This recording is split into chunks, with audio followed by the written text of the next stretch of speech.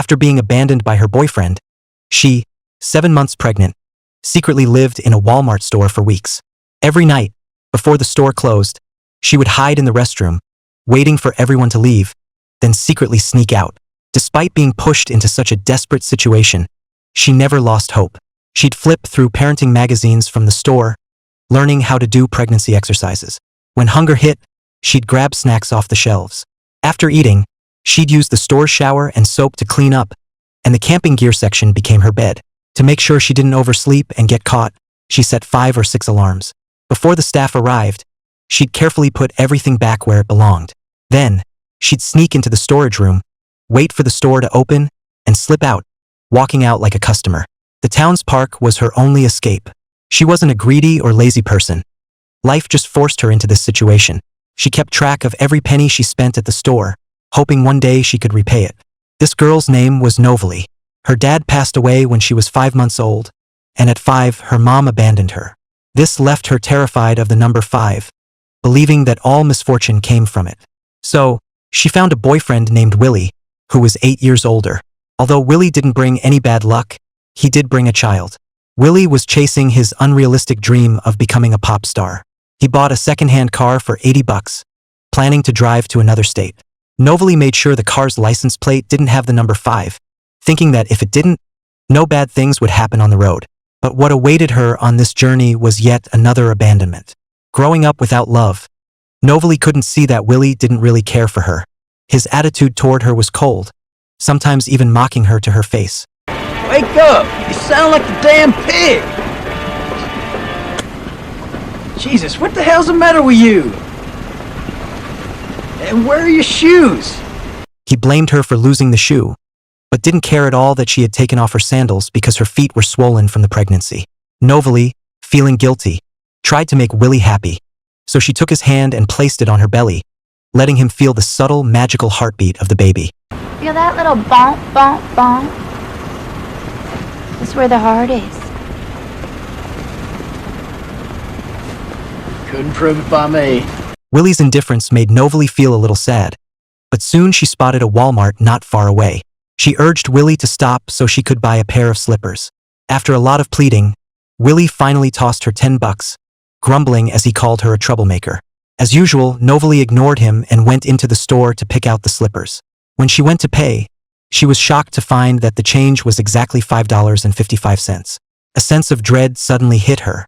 Panicking, she ran out of the store, only to look around and realize that Willie's crappy car was nowhere in sight. All that was left was her favorite antique camera. Novalee felt like she'd been struck by lightning. Her eyes were filled with emptiness and confusion. Maybe she just couldn't accept the reality yet, or maybe she still held onto a tiny, fragile hope that Willie would come back. So, when a staff member asked if she needed help, she just said, My boyfriend went to get the car fixed. He'll pick me up. Novalee sat alone on a bench, waiting. She always tried to stay optimistic, never blaming life for her misfortunes, no matter how tough things got. Perhaps it was her optimism that brought her some luck. A nun, mistaking her for the daughter of an old friend, generously gave her a basket of gifts and an esculus, a symbol of good luck. Before leaving, the nun warmly invited Novalee to visit her home anytime. Novalee thanked her, still feeling confused. But her immediate concern was finding a place to stay for the night. To escape the heat, she wandered aimlessly around the store. Just as the store was about to close, a sharp pain hit her stomach. She rushed to the restroom, and by the time she walked out, the store was locked, and she was all alone in the huge empty space, except for the gifts from the nun. A thought struck her. Maybe staying in the store with her child was the only way she could survive now. But Novalee, inherently kind-hearted, wasn't the type to take advantage of others. She made sure to keep a record of every item she used, hoping one day, when she could stand on her own, to repay the owner of the store. Thus began her secret life in the Walmart. One day, she didn't stay in the park as usual, but instead went to the town library, hoping to learn how to care for the esculus, which had withered. There, she met Forney, the librarian. Forney was knowledgeable, having been accepted to Harvard, but staying behind to care for her disabled sister.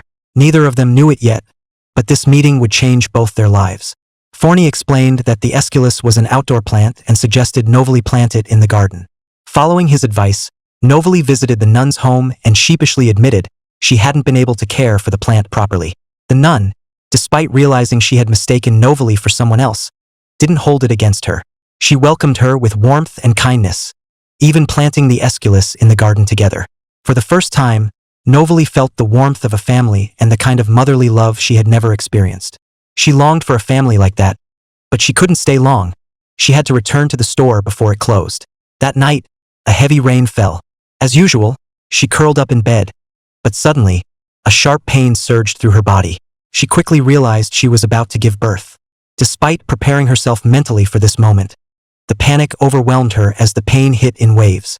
The baby was ready to come, and she stumbled through the aisles, trying to find anything that might help. The pain made it hard to stand, and when she looked up, she saw the number 5. The same dreaded number she had feared for so long. In a state of panic, Novalee pushed herself across the shelves and collapsed. When she woke up, she found herself in a hospital bed. A nurse explained that, due to her giving birth at Walmart, she had become a media sensation. Reporters were waiting outside the hospital, eager to interview the strong mom. But Novalee's heart was filled with worry. She had no money, couldn't afford the medical bills, and now had a newborn to care for. Not to mention, what if she was caught for living in the store all these months? What would happen to her child? The nurse comforted her, telling her that many kind-hearted people had donated money to help her and her baby.